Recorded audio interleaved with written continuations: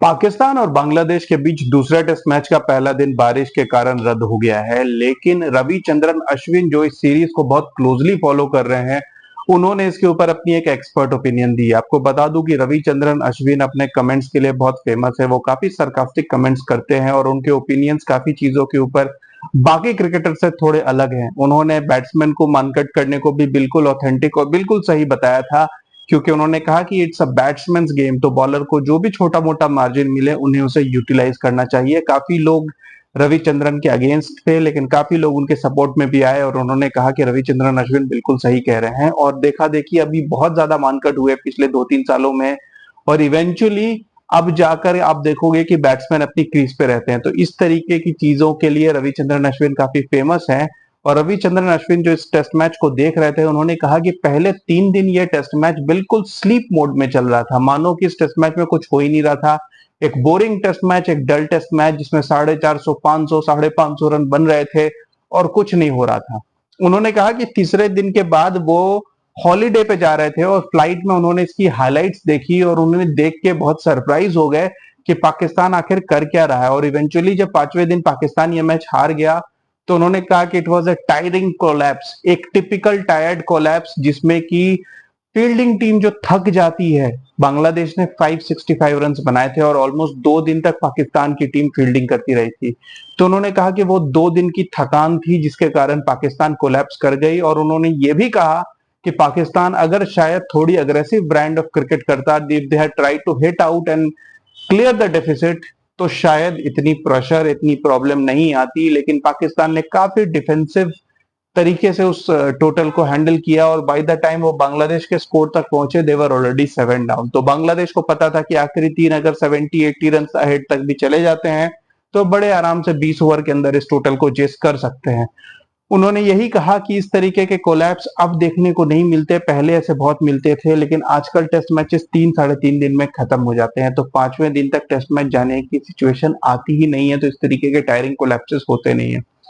India ने जो आखिरी बार इस तरीके का कोलैप्स किया था वो था वर्सेस श्रीलंका 2015 में, जो कुमारा संगकारा का आखिरी टेस्ट सीरीज थी। और उस सीरीज में इंडिया पहली इनिंग्स की लीड ले चुकी थी, दूसरी इनिंग्स में भी श्रीलंका बहुत बुरी सिचुएशन में फंसी थी, लेकिन वहां दिनेश चांदीमल ने एक 150 प्लस की एक इस तरीके की अग्रेसिव इनिंग्स खेल दी थी और इंडिया को प्रेशर में डाल दिया था। आखिरी दिन इंडिया को कुछ 160, 170 टाइप का टोटल चेस करना था और इंडिया इसी तरीके से कोलैप्स कर गई थी।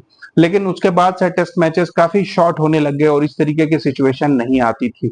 लेकिन इवेंचुअली जब ये सिचुएशन आई तो पाकिस्तान कोलैप्स कर गई और पाकिस्तान ये टेस्ट मैच हार गई। अगर आप ओवरऑल देखो तो पाकिस्तान ने इंटेंट वाली क्रिकेट, अग्रेसिव क्रिकेट की बात की थी, जेसन गिलेस्पी ने ऑस्ट्रेलियन अप्रोच की बात की थी, और काफी हद तक अगर आप देखोगे तो ऑस्ट्रेलिया और इंग्लैंड की कॉपी करने की कोशिश की है पाकिस्तान ने, जहां पर 1-2 दिन पहले ही प्लेइंग 12 की अनाउंसमेंट करना या फिर एक इस तरीके का डिक्लेरेशन करना। लेकिन सिर्फ इन तरीकों को फॉलो करके आप इंग्लैंड या ऑस्ट्रेलिया जैसे नहीं बन सकते।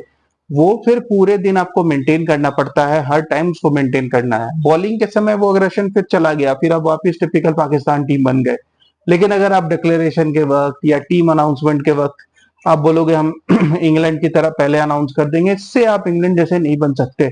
आपको अपनी अप्रोच पूरी गेम में अग्रेसिव रखनी होगी, एक इंटेंट पूरे टाइम रहना होगा। आपके बॉलर्स तो तीसरे चौथे दिन से प्रेस कॉन्फ्रेंस में आके कह रहे हैं इस पिच पे तो कोई रिजल्ट नहीं आ सकता, ये पिच तो डेड है। बांग्लादेश ने ऐसी कोई स्टेटमेंट नहीं दी, उन्होंने तो आपको हरा के दिखा दिया। तो इवेंचुअली इस तरीके की चीजें प्रॉब्लम क्रिएट करती हैं।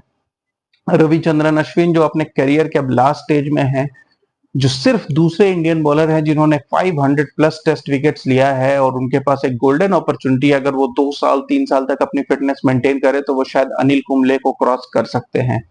बट अगर आप पाकिस्तान बांग्लादेश टेस्ट मैच की तरफ वापस आए तो अगर आप देखेंगे अब ये टेस्ट मैच सिर्फ 4 दिन का रह गया। और आपको एक रूल रिमाइंड करा दूं, जब टेस्ट मैच के पहले दिन पूरा दिन वॉश आउट हो जाता है तो फॉलो ऑन मार्जिन 200 से घटाकर 150 हो जाता है। एक मतलब है कि अब इस टेस्ट मैच में सिर्फ 150 is the follow on target.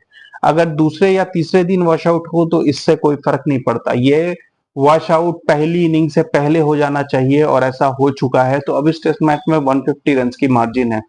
Bangladesh ने भी इफेक्टिवली पाकिस्तान को 4 दिन में ही हराया था, क्योंकि पहले दिन सिर्फ 40 ओवर्स का गेम हो पाया था। इफेक्टिवली हाफ डे, और आखिरी दिन भी बांग्लादेश आधे दिन में जीत गई थी, तो एक तरीके से 4 दिन में ही बांग्लादेश ने पाकिस्तान को हराया था। तो पाकिस्तान भी can take a little positive out of this कि वो भी शायद बांग्लादेश को 4 दिन में हरा सकते हैं। लेकिन प्रॉब्लम ये है कि सिर्फ पहला दिन नहीं, अगले 2-3 दिन में भी बारिश की काफी फोरकास्ट है। इनफैक्ट इस वक्त रावलपिंडी में बारिश हो रही है, तो कल भी सुबह मैच टाइमली स्टार्ट होगा कि नहीं ये कहना मुश्किल है। अगर बारिश रुकी रही तो भी थोड़ा टाइम लगेगा, धूप आएगी, पिच सूखेगी, ग्राउंड सूखेगा, क्योंकि ग्राउंड में काफी पडल्स थे आज। तो कल भी एक टाइमली स्टार्ट होना मुश्किल है। कल अगर कुछ मैच हो भी पाया तो भी इतना टाइम नहीं रहेगा शायद पाकिस्तान के पास, और बांग्लादेश अंदर अंदर यही चाह रही होगी कि कम से कम मैच हो, क्योंकि उनके पास एक गोल्डन अपॉर्चुनिटी है अवे सीरीज टेस्ट विक्ट्री की। टेस्ट सीरीज विन बहुत बड़ी बात होती है। एक आधा टेस्ट मैच बहुत सारी टीम्स जीत जाती हैं, लेकिन एक सीरीज जीतकर आना बहुत बड़ी बात होगी, और बांग्लादेश मेरे ख्याल से काफी खुश होगी आज की बारिश से, और वो यही चाह रहे होंगे कि कल भी बारिश हो, जितनी ज्यादा बारिश हो सके उतना अच्छा है। और रहा पाकिस्तान का सवाल, तो जो वर्ल्ड टेस्ट चैंपियनशिप का फाइनल वो खेलने का सोच रहे थे, वो इस बार तो मुझे मुमकिन होता बिल्कुल भी नजर नहीं आ रहा। पाकिस्तान को अब 8 में से 8 टेस्ट मैच जीतने थे, और अब ये टेस्ट मैच काफी मुश्किल हो जाए पाकिस्तान के लिए जीतना। ऑफ कोर्स आगे अभी इंग्लैंड और साउथ अफ्रीका है, वो तो अपनी जगह पर है ही, लेकिन बांग्लादेश से ही नहीं निकल पाएंगे तो फिर वो टेस्ट मैचेस तो मायने नहीं रखेंगे।